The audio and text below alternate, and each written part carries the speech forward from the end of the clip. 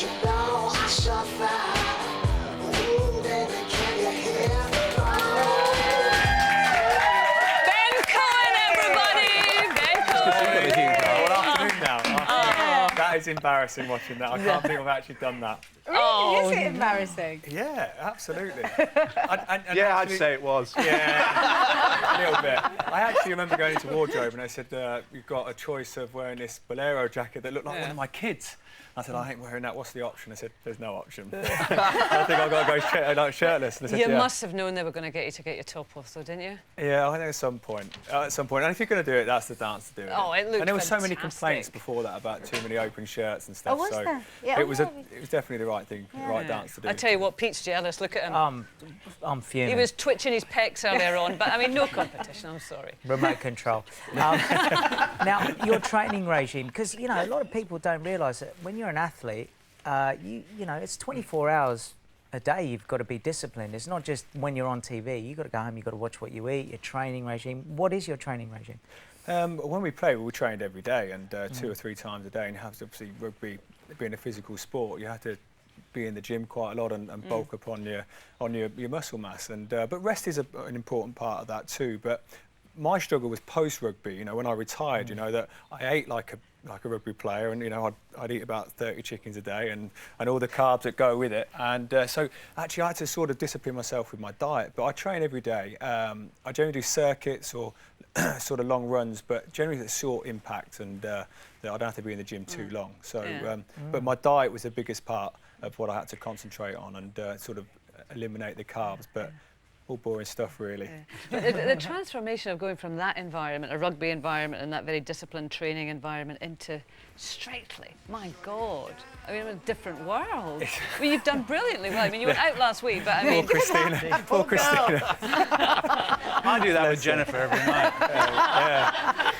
Hence a long and happy marriage. How did you find it? Well, actually, having that discipline and the work rate was quite simple, but I'd never danced before in my entire life, and I thought, it's going to be difficult. I didn't really want to do it in the first place, but I thought, because of my stand-up foundation, anti-bullying foundation, that I thought it would be a great way to promote that. And so I went on, I thought, put myself in that sort of, you know, environment that you get scrutinised in. And actually, the first dance I went out to do, I did the cha-cha, and I was like rabbit in headlights. I think, oh my, so what have I done? You know, what am I doing? And actually, it got easier as sort of about the third dance, and we did the rumba. Yeah, but you have a hearing problem as well, which I was amazed to read, because Well, for the music, I suppose. Yeah, really difficult. Yeah, I'm clinically deaf. I'm profoundly deaf, and I have tinnitus, which my hearing I don't find too hard to hear. I can lip read, but it's the tinnitus that cuts out certain sounds. So I only hear, if it gets noisy, I only hear parts of that word, and that's when I sort of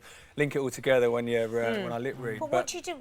How did you manage with the music then? By good navigation from Christina. She would be a wink, a nod, and a squeeze of a hand, and I'd get some parts of the music. But actually, the ironic part of it, I actually turned a corner on my last dance, and I hit every note. I was on time, and it was the most frustrating point. They had to get voted out. I couldn't believe it.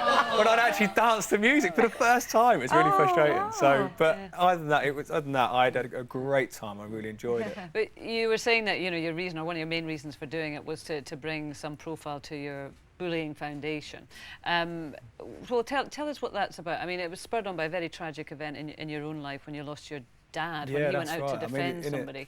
In a nutshell, my dad got beaten to death in 2000, and it really did inspire greatness in some way, and not in an arrogant way. But I was a pretty average player, and I used my anger and torment, and really, you know, wanted to win a World Cup and be one of the best players in the world, and which I went on to do with a lot of help from people, and you know, I did that for my dad, and we had fantastic core values, and they were be nice to someone, and hopefully they're nice back, and you know, that was pretty simple, and this is exactly how we bring up our girls, and yeah, and in 2007 I pulled out the World Cup to be at home for the birth of our kids, the twin girls, and Harry and Isabel, bless them, they're out there watching. And I came across a fan page on Facebook. We had 36,000 people on it, and it's a very big surprise to me, and I found out that these 36,000 people were all men, and I was a gay icon, so to speak. And that surprised you, Ben? Well,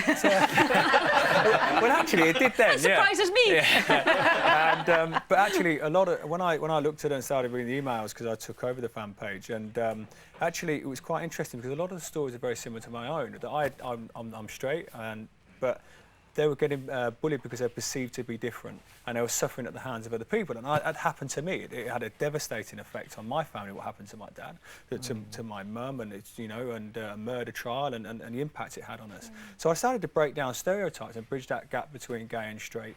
And you know, which really led to the foundation being set up in 2011. And you know, our foundation, Standard Foundation, is all about supporting and collaborating with other organisations out there that do real world work, and we want to help elevate their message, but also give them grants and basically help them deliver that message. And so it's been fantastic. It's been an absolutely fantastic journey. Yeah. We're based in America and here. Right, and I'm sure Strictly has given an added platform, Yeah, it's been so fantastic. it's really worked. Ben, you're going to stick with us for lunch? Absolutely, yeah. Good. Well, lunch or dinner, doesn't matter what you call it, depending on which part of the country you live in, will be served shortly, will it? Can I rely on that? Yeah. So while Nadia's getting the kitchen order, I'll sort the boys out. We're back straight after this.